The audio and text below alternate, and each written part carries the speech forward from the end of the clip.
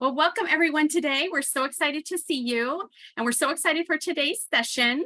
Today's session is going to be led by Dr. Amanda Sokan, and I'm going to give her a brief introduction. She'll share much more with you as she goes through her session. But Dr. Sokan is co-program director for the Phoenix programs, assistant professor in the Department of Public Health Practice and Translational Research, and Melanie Zuckerman College of Public Health, University of Arizona, and research assistant professor geriatrics for the College of Medicine, Phoenix. She holds a PhD in gerontology, a master's in healthcare administration from the University of Kentucky, and a law degree from the University of Buckingham in England. Her professional experience includes faculty positions and administrative appointments in both gerontology and health administration, program evaluation, consultancy work on aging issues, personnel management and development, and workplace culture.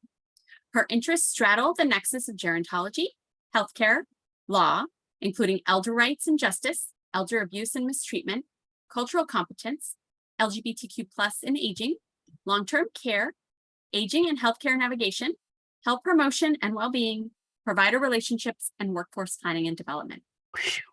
I know, it's amazing, right? She considers herself an applied gerontologist, and we are so thankful she has agreed to do today's session.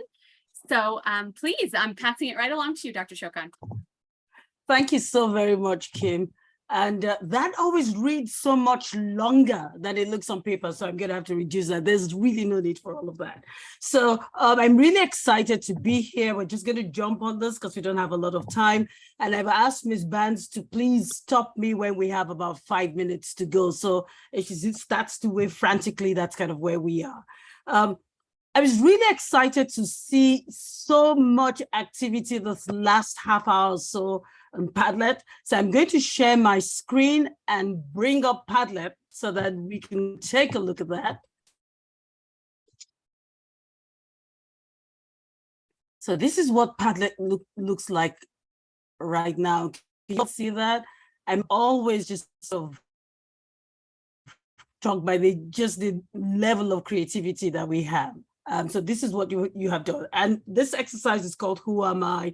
And you were supposed to go in there, download your gingerbread person, cut it up into different sections, however you wanted it, and then just fill it up with information that tells us who you are, why you are the way you are, and how you got to be that way. So if you did this, really great. I'm so excited to see it. And I also like the fact that people have gone back in to sort of post comments, because you were also supposed to do 2 other things. And the first one, which is really, really important, is get a sense of who else is here, right? Get to know other people and sort of start off that way. And then, of course, there's the homework, which is a slightly heavier lifting, which was, as you do that, take a note of how you are similar to other people on Padlet, and also how you are different. And if you were wondering why did she make us do this, that was a perfectly good reaction. And I'll just take you on now to my PowerPoint, and we'll take it from there. Can you see my PowerPoint? Because I think I just shared my desktop. Can you see the PowerPoint, or do I need to? We can see the PowerPoint and your desktop. So if you make it full size, we should be able to see it. Okay, great. Okay, so let's do that.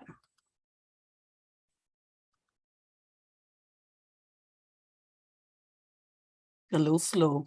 Perfect. Okay, so today it is my honor and pleasure to talk all about productivity and professionalism. And I've titled it Going From Me to You to Us, because I wanted to tie in that exercise that you started off with.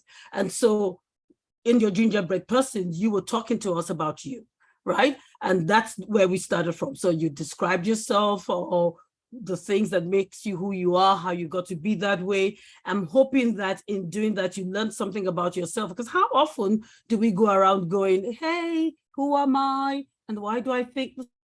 Why do I see the world the way that I see the world? If you do that, then you're one of a very limited number of people who do. We just walk around, right? Because we are who we are, and we see the world from our perspective.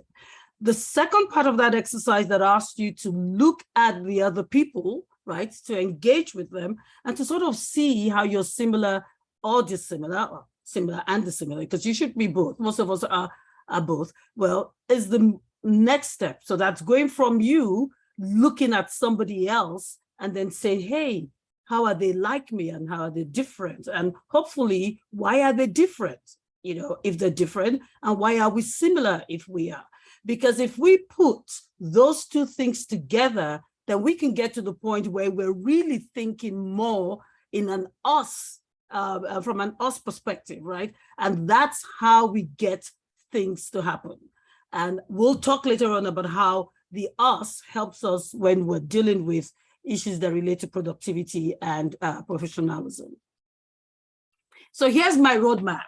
I just got out of the introductory comments, so that was it. So we're going to talk about the Who Am I exercise. We're actually going to go back to Padlet and take a look at what we have there and do a quick review and debrief. So I'm hoping that that's where I get to sit still and quiet and have a sip of my drink, and you all get to talk about what you did on the Who Am I exercise, what you learned about yourself and what you learned about other people.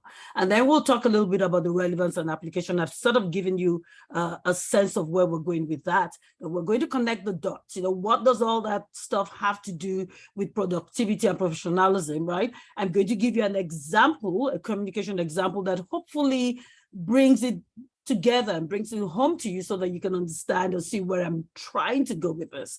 And then, of course, because we want to grow from all of these sort of exercises, hopefully we'll have fun and grow as well. What is the way forward for you based on what you've learned, and what is your take-home message? And then, of course, a time for questions and answers if we have those. So is everybody fine with this? Does anybody have any questions before I go on?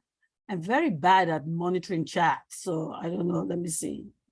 I will help you with that. And great. right now we're great in the chat. Oh, perfect. Thank you. Ooh, okay. So let's see. I guess did I jump one? Oh. Who wants to talk about the Who Am I exercise? Who wants to share what they did and why? And let me see. I'll just end this here for now, so we can pull up Padlet. Oh, maybe this is a good time to say that we have prizes for participation, right? Anyone want to talk about? I don't mind going first. Oh, please. Thank you. Okay. Hello. So for mine, are we gonna pull it up first, or should I just start talking now? Oh, you can talk. So is any one of these yours? You can talk, because we probably won't be able to see all of this anyway. Okay, mine's probably more scrolled down to the bottom. I'm Angelina Otenkorsi. So yeah, mine's in the pink. Do you see these? Yeah, mine's the pink one. But when I was doing this project, Nice. I really enjoyed doing it just because I had to reflect on myself a lot. Mm-hmm. And one thing that I had to kind of grapple with was writing spirituality versus religious, because I grew up very religious, but now I'm more spiritual because a lot of institutions don't align with my beliefs. And I feel like public health is about human rights, and there's just things that are not written in the Bible that are kind of expressed in the church. So right now I have a relationship more so with God and more spiritual. I wrote BLM because I am a Black woman, and I feel like Black Lives Matter was a big thing that we got to see more of in 2020. Another thing that I wrote was on my feet. I intentionally put powerful and daughter of immigrants because my dad's from Ghana. My mom grew up in England. That's why when you said the school, I was like, oh, she talked about that school. But she has Ghanaian parents. So being the daughter of immigrants is very powerful. And the fact that I'm a first generation master's student, I feel like I'm being a big part of my ancestry and empowering them too. So those are some things I wanted to highlight. That's really great. Thank you, Angelina. I'm always just really interested in how people pass these things out and where people put stuff. So it's interesting that you talked about putting powerful in the feet, so something that holds you up and gets you moving. I have a question for you. So first generation, being Black, I really like the discussion about spirituality and religiosity and how that's different and how you've come to where you are, right? And then the fact that your parents are immigrants. In what way did that shape your worldview? So how do you see the world?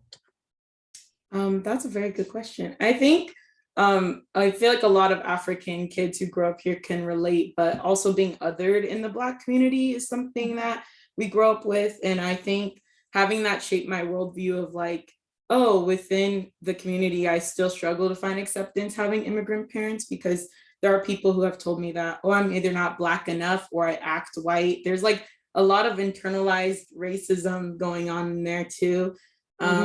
Also having immigrant parents and their view on the world had shaped me differently in the sense of how we view family and relationship, which I also wrote family there. I think in a lot of cultures, family comes before everything, and you have to learn how to separate the two sometimes and choose yourself. So that was a big part of writing family on my arm, but not next to child of immigrants, because although I love my family, I'm a sister to like 3 amazing siblings. I have to learn how to, you know, choose myself and pursue my dreams and not always have to rely, because I have younger siblings too. So there's like responsibility there. And I don't know, my worldview is very intersectional. I see a lot of things differently. Having immigrant parents who are also Black, who also had to come far away, and navigating education. Thank you so much, Angelina. I really appreciate that. There's a lot of stuff coming out of that. So anybody else? Anyone wants to go? Hi, I can go next. Yes. My name is Dara Richardson. I'm the one in the green at the bottom. Okay, right here. Yes.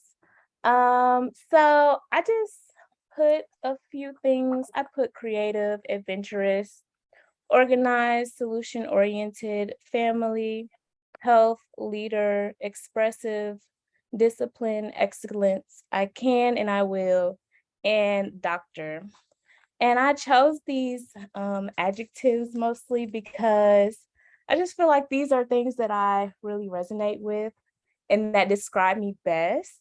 And I don't know, I don't feel like they're not really that interesting, but health is important to me. I've been trying to be more active and more mindful of what I'm consuming, both food-wise and also in terms of media and the people I'm around and the content that I consume. I think it's really important to protect my, I guess my mental health in simple terms, but it's been, you know, the past couple years, it's been a little rough. So I really try to be selective with what I accept. And just because I hear something or see something, that doesn't necessarily mean that I have to take that on. So I've been working on that.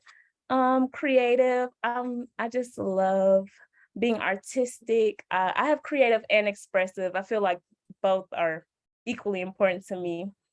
I like to be expressive with the way I dress, the way I like my presence in certain places. So I'm not really too sure how to delve into that, but you know, if you have a follow-up question, I'll answer it. But oh yeah, well I do. This is really great, you know, because again, so we can all see how Angelina answered and cut, you know, like subdivided her gingerbread person, and then we see Dara do something somewhat different with us, right? So she's mostly going with the adjectives, etc. I see somebody made a comment about I'm assuming you're writing. So I want to talk a little bit about some of the things you used in describing yourself.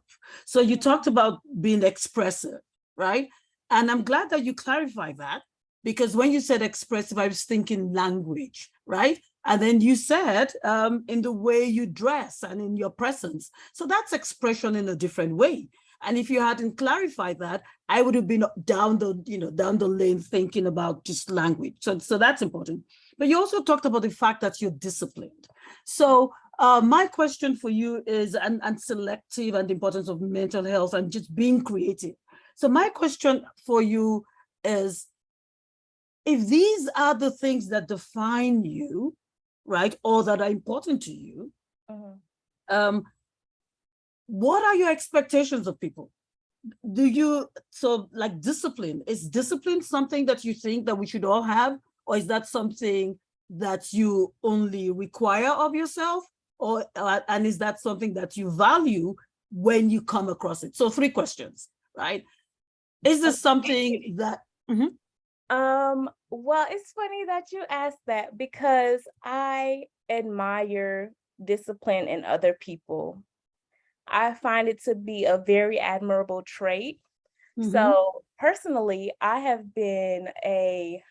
always considered myself to be a pretty active person, but I have to force myself to get up and go to the gym and follow a workout routine. So that's just, one aspect of discipline. Yeah. But I have a friend, actually one of my line sisters, who she would get up and go to the gym every single day. She'll be there at 6:30 in the morning without fail. If she misses a workout during the week, she'll have a Saturday workout. And we used to live in Nashville together while we were completing our master's program. And I used to work out with her. And I used to just be like, she's really like, she's determined. She's going after this, and nobody's forcing her to do this. This is all coming from an internal desire of hers to want to be fit, to want to be healthy. And it rubbed off on me. So now I get up. I don't get up at 6:30. I'll be at the gym at 8:15 though. But I found that I admired discipline in other people because even though I might set a routine for myself, it might not be a real consequence if I don't do something, like, quote unquote, not a real consequence. But I Yeah. do feel the consequence later on when Okay. future me is looking at past me, wondering why past me didn't put her foot down and really do what she had planned for herself. Because now future me is looking and like, okay, now everything is not lined up the way it needed to be. Mm. And it could have been that way if I had just stuck with it and done what I said I was going to do. And Okay. that's really important to me. So I try to embody that discipline as well. Great. Okay. So here's discipline from 3 different perspectives. Discipline as something that's important to you. Discipline as something that you learn to value by seeing somebody else practice it, right? And discipline as something that you now value and you respect when you see it in other people. Yes. Who wants to go? Thank you, ladies. This is awesome. So who wants to go? Please do not let me make me put on my teacher hat and pick people out, because I will. Hello. Yes, hello. I can go next. Yes, so who's this? My name is Chidera, and my own is at the last. So I was the last person who uploaded. Okay. So it's at the top, actually. Oh, it's at the top. Okay. Yeah. Good. Oh, yes, I see you. Okay, over here. Right. Okay.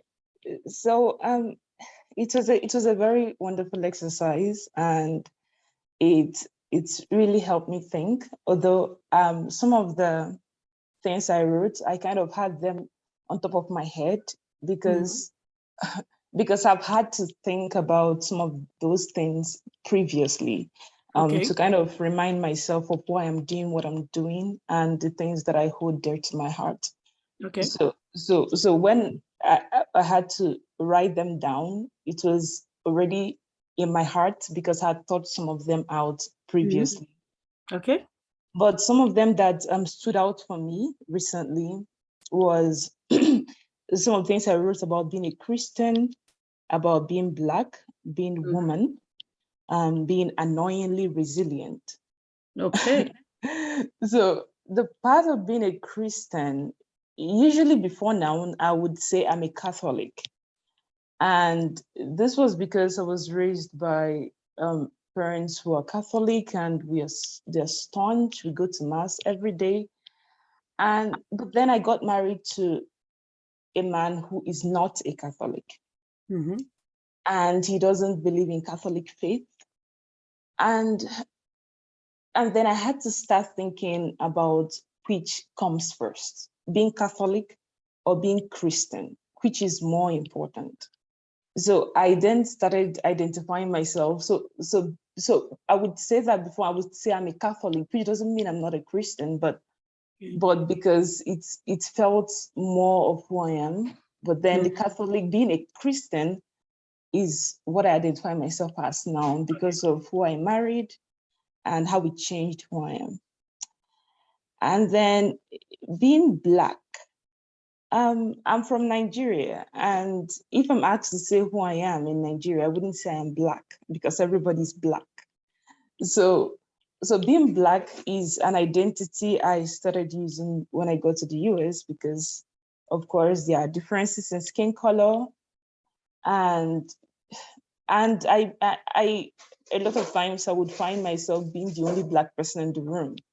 So it becomes a new identity for me that I'm Black, which I embrace and which I really love. But it's not something that I would say it's kind of changes depending on space. So if I go back to my home country, I wouldn't say I am Black because I don't need to, because everybody is Black. And that's an interesting point. Yeah. and being woman,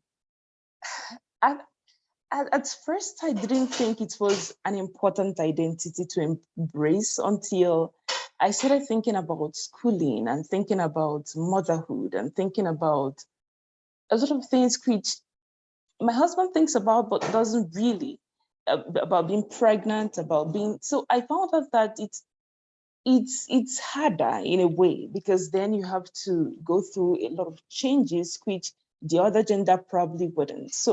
So being female started standing out for me in terms of career, in terms of family.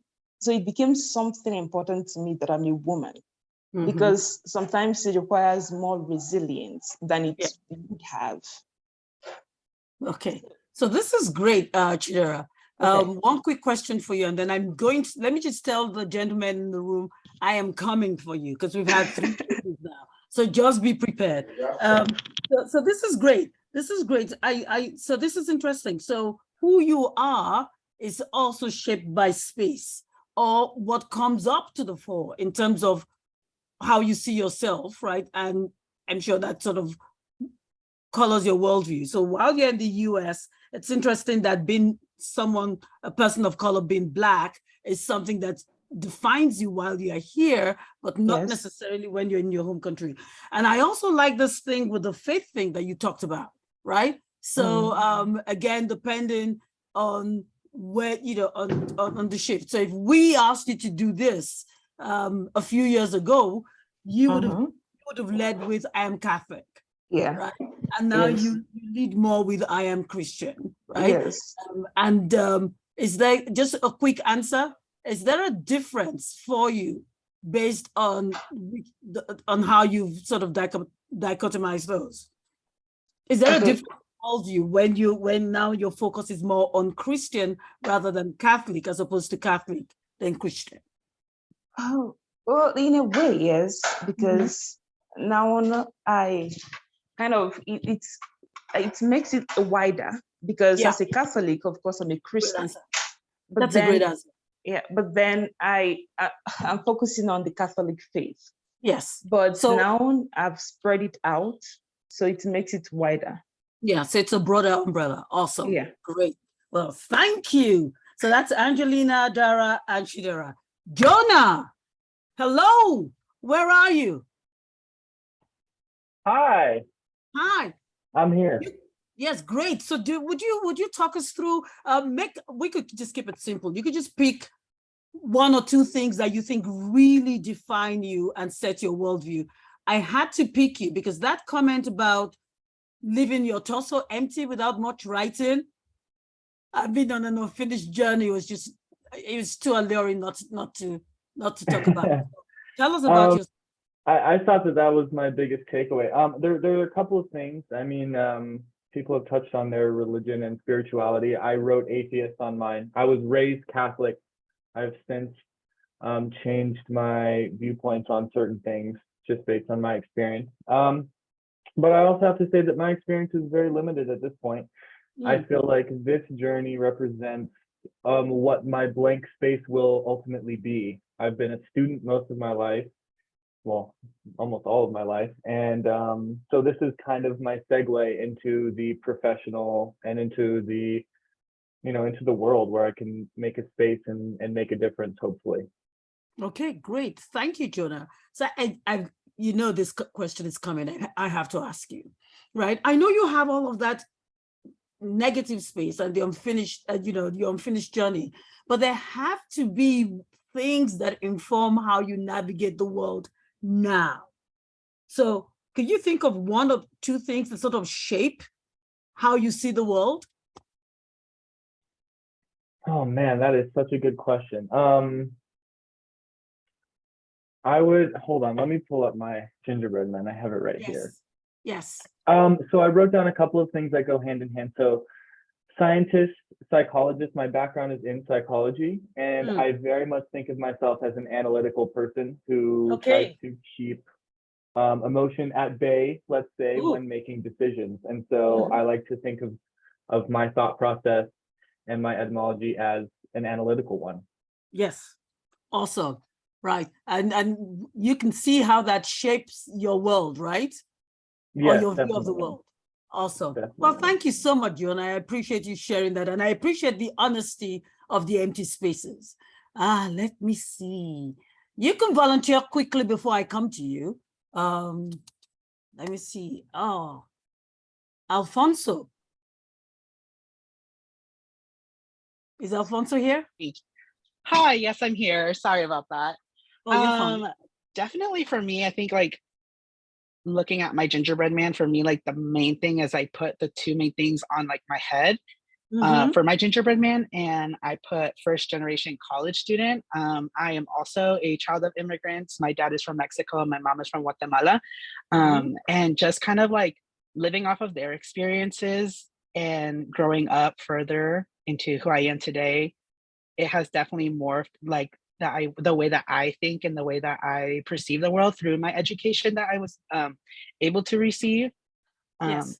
I also put down Oregon. It is my home state. I have been here for 24 years and I will be moving to Arizona in a week. So for me, it's just like, it's going to be such a big move, and Oregon is just it's my home. So yes. I put that down there. Okay, great. Thank you. So tell us one thing that is really important in shaping how you see the world. Or your expectations of others. I'm sorry, can you repeat that? So no, I was giving you two choices. So either tell us something that shapes how you see the world, or something that shapes your expectations of other people. I think it's just, for me, the way that influences the way that I see the world is the friendships that I've made with people. It definitely comes down to the people that you interact with. You could either have a really good interaction with it or a really bad interaction. And unfortunately, like those biases that are created based off of those first experiences really morphs the way that you kind of perceive the world and perceive your experiences. But I've also learned that you need to understand that second chances are a thing, and just one interaction isn't going to be a make or break, and can definitely, one perception does not solidify your experience. That's very nice. One perception does not solidify your experiences, and just understanding the need for second chances. Okay, great. Well, thank you very much, Alfonso. Sage.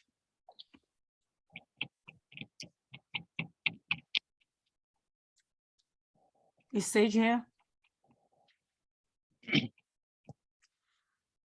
Okay, Kavina?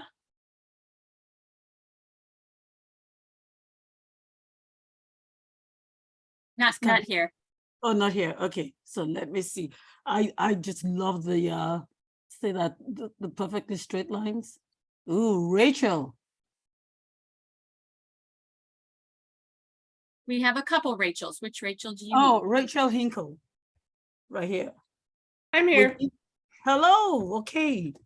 Like a gingerbread person, but like all the gingerbread people, can you tell us just one or two things that you found out, that you wrote about, or that you found out about yourself while you were thinking about this, that shapes your worldview, what you expect of the world and what you consider to be standard? Okay. So I had a pretty difficult time with this assignment.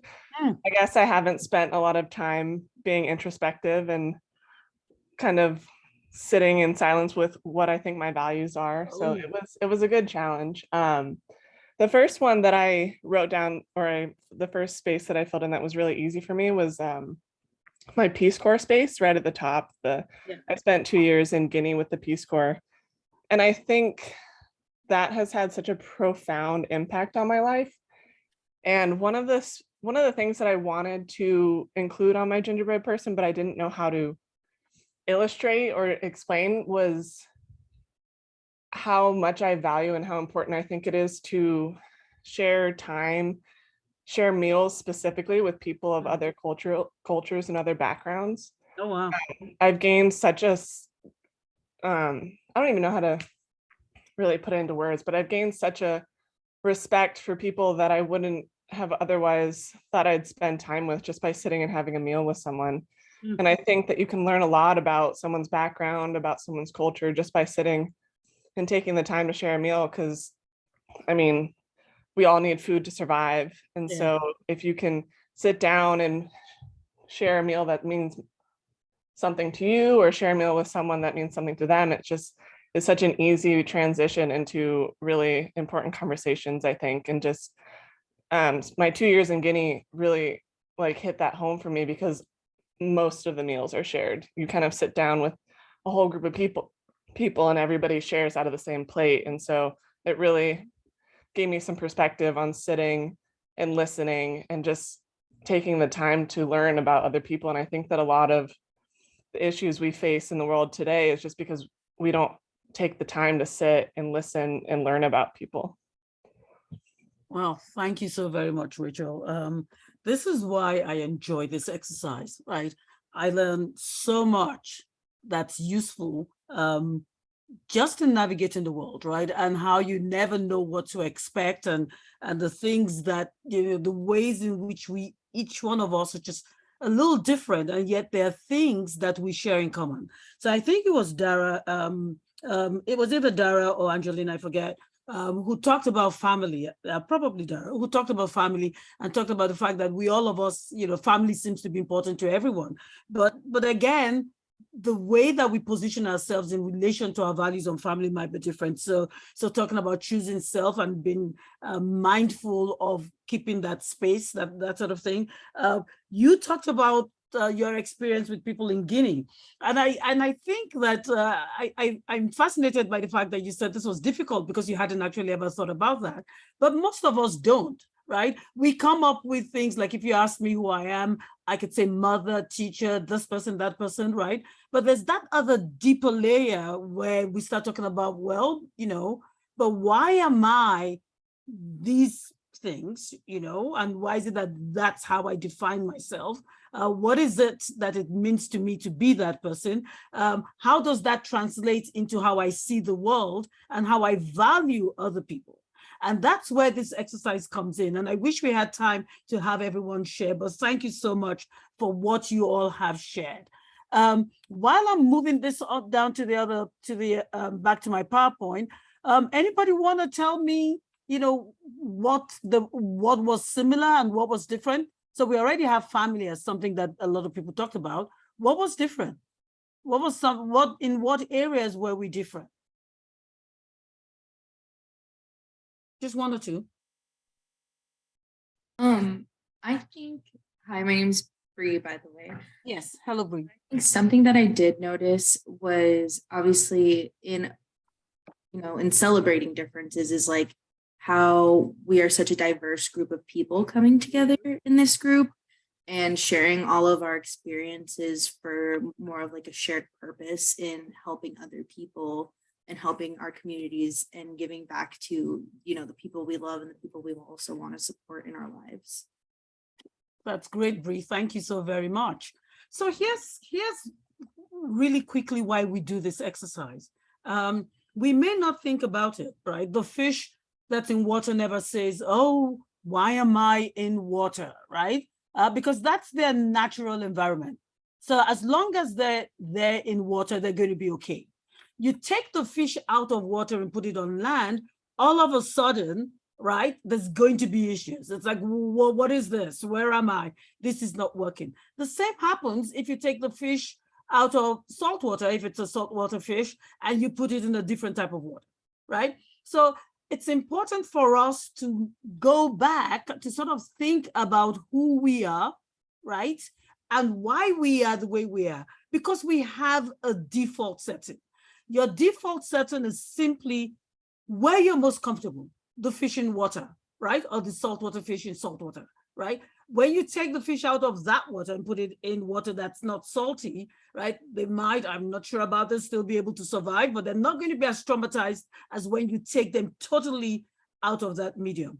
Now, the interesting thing about your default setting is you're not actively thinking about it, right? And we get to that in so many different ways. We've talked about culture. We've talked about being children of immigrants, right? We've talked about faith. We've talked about our family values. No one talked about education while we were speaking, but maybe it's on your gingerbread people. So we have all of these socialization processes, where we live, where we grew up, what our culture is, what our faith belief systems are or what they are not, whether we're spiritual or religious, and what that means for us, how very well traveled we are, what our parents told us, what our parents failed to tell us, right? So all of these things are really important in setting us up for how we're going to see the world, because none of us wakes up every day going, I'm Amanda Sokan, what does that mean? Do I like trees?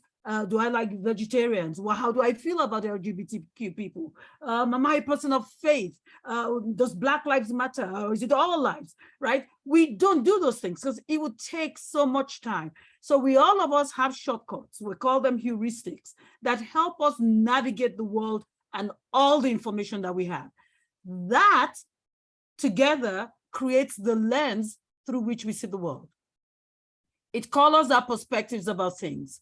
It certainly determines what we expect to see and the assumptions that we make about the world around us and what is good, what is bad, what is neutral, what is acceptable. Our own default setting sets up what we accept as standard. This is what is good. This is what's expected. This is how you should behave, right? And we never check that against somebody else's. We never say, well, does Kim think about see the world the same way? We assume that she does, or even worse, that if she does not, then she must be wrong. Because if we don't do that, then we have to go back to that place where we're forever questioning ourselves. Now, this has implications because we're not thinking about it. It's just happening in the background, right?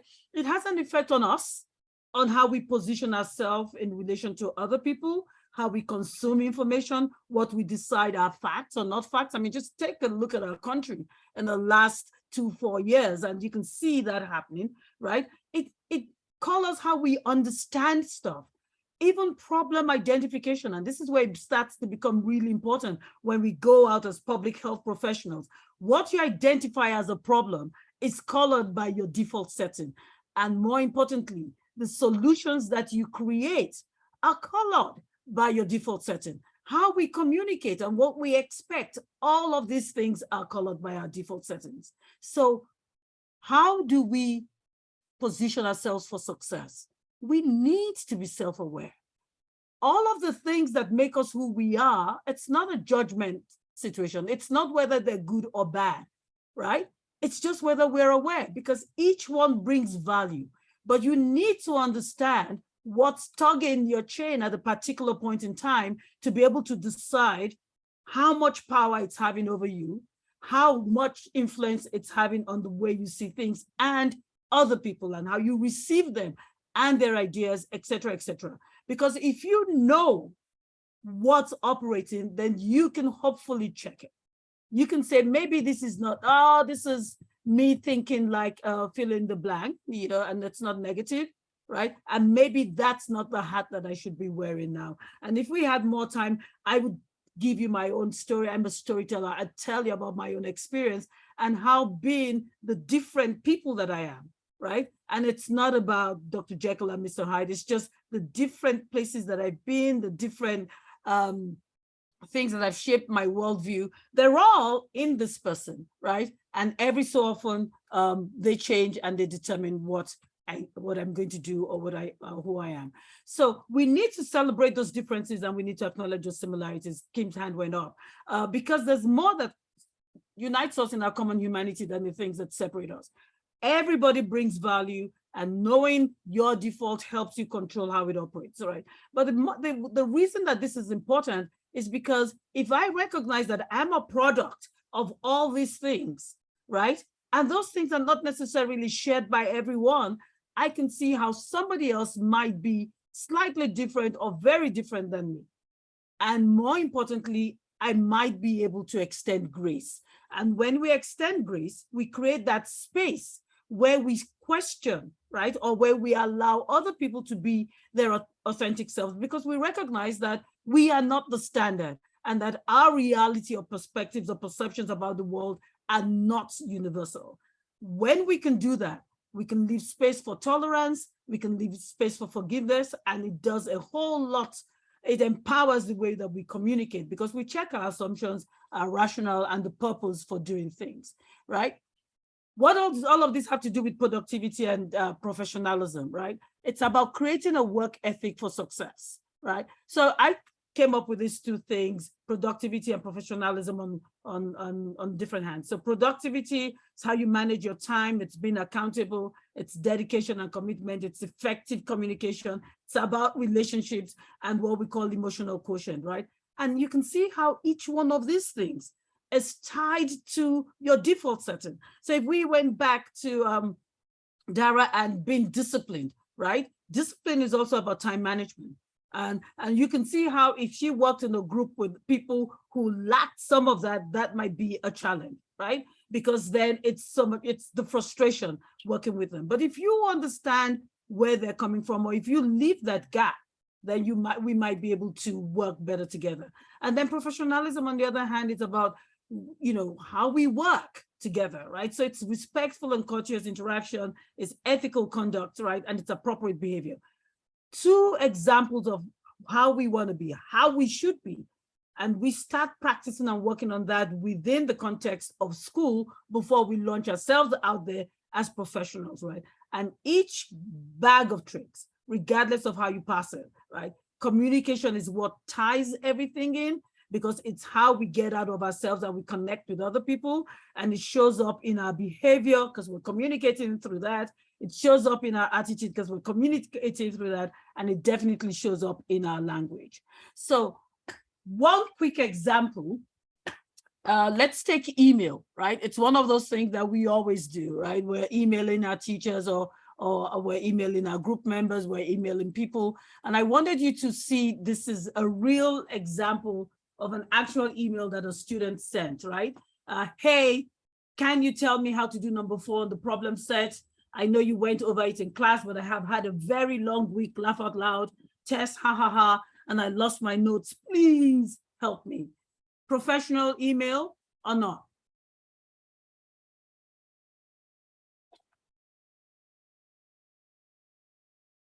I'm going to assume that people say not professional, right? And here is how the instructor responded. And this is actually posted to a site and instructors were asked to respond to it. So it was the original response. If you can't be bothered to spell, I can't be bothered to read, use English if it's urgent. I'm hoping that you will use this class to improve your professional, to practice professional behaviors, and that way you work in industry, et cetera, et cetera. So this first person is just sort of like, I'm not going to deal with you. This other person actually gives advice, right, about how to do it.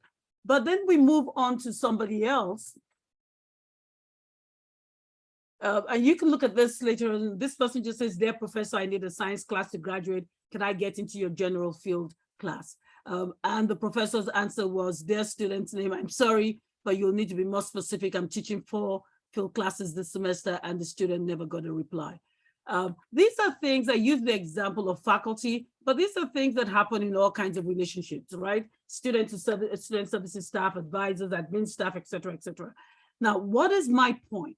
My point in using this example is that you have, and you all can, I'll share this so you can look at this later. The answers and the responses are really interesting. in showing how different people approach this differently, right? Some faculty members are forgiving and understanding. Some just cut the lifeline, etc. But each one of them is responding to the default settings, right? And you're never going to know what you get. And just the same way that you email faculty or your student services advisor and they respond to you, they're decoding everything that you write from their perspective and from their default setting. And you get all of these clashes and all kinds of stuff happen. Because at the end of the day, we're trying to communicate. And so we have email etiquette, right? Principles or codes of conduct that just govern that relationship so that you get what it is you want. You're sending an email for a purpose, you're using a particular mode, and you want this to work. So certain things you should always do, right? Addressing the person, appropriate language, spelling, grammar, manners, thinking about who you're sending it to, what is the context, what's the purpose. And if you're in doubt, be formal, because there is a whole etiquette that informs how we work with emails. Now, I like that last slide that I just passed, because the really important part about why it's important is stuff about building relationships, because you cannot work alone, not in school and certainly not in the real world.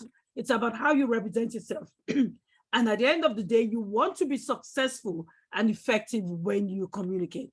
And all of these things are neither good nor bad. They're just representations or reflections of our default settings, how we socialize, what we think is important, and our assumptions about the world around us. So you can look at this later on because we've run out of time. And it really just gives you simple, clear guidelines as to how to write that email, because that's really a lot of communication. Today, a lot of communication is done that way, using proper structure, avoiding humor, right? Using sentence case. And this is the critical one. Watching your tone, what you say, how you say it, be intentional in how you choose your words. Remember that whoever's getting this email is going to interpret it. They're going to interpret it from the basis of their default setting, right? And they don't have visual cues or facial cues, your intonation to help them understand what it is that you're trying to say, and that's important, right? And remember that whatever you email, it's out of your control once you send it, right? You don't know whether it's going to be confidential, you don't know who's going to get it, and it always reflects on you as who sent it. So I would like for you to do a couple of things, because I do have those 4 prizes that I really want to give out, and some people have already got some, and I'm happy to increase them. But I want you to think in terms of the exercise that you worked on, what it told you about yourself, what it told you about how you might expect other people to be based on how comfortable you are with who you are and your view of the world. And then think about how that might play into when you're working with team members in a group project, right? How you judge the other members of your team, how you interact with your professors or other people on campus, your advisors, etc. How you interact with a future preceptor, or how you work how you work at your internship when you get to do that. So I want you to think about how that exercise, what lessons you've got from that exercise, how they apply to your tenure as a student and moving forward into becoming a healthcare, a public health professional. So to do that, reflection is good practice. Spend some time doing reflecting. Go back to Padlet, share your thoughts and comments. How are you going to translate what you learned about yourself and other people into action? What will you do? You can create a plan. You can share that in Padlet. I'll go back, take a look at it. And if you've completed both sides of the parts of the exercise, then you will be in the running for any one of those prizes that we have. And I know that I'm way over time, but here's my information. I'm always happy to talk about this. If you disagree, agree, have questions, want to delve into any of this further, want to work on your gingerbread person, please email me and I'll create some time to get back to you to do that. And I thank you so very much for your time. I apologize, Kim, because I know that that was probably way more than 5 minutes from when you put your hand up.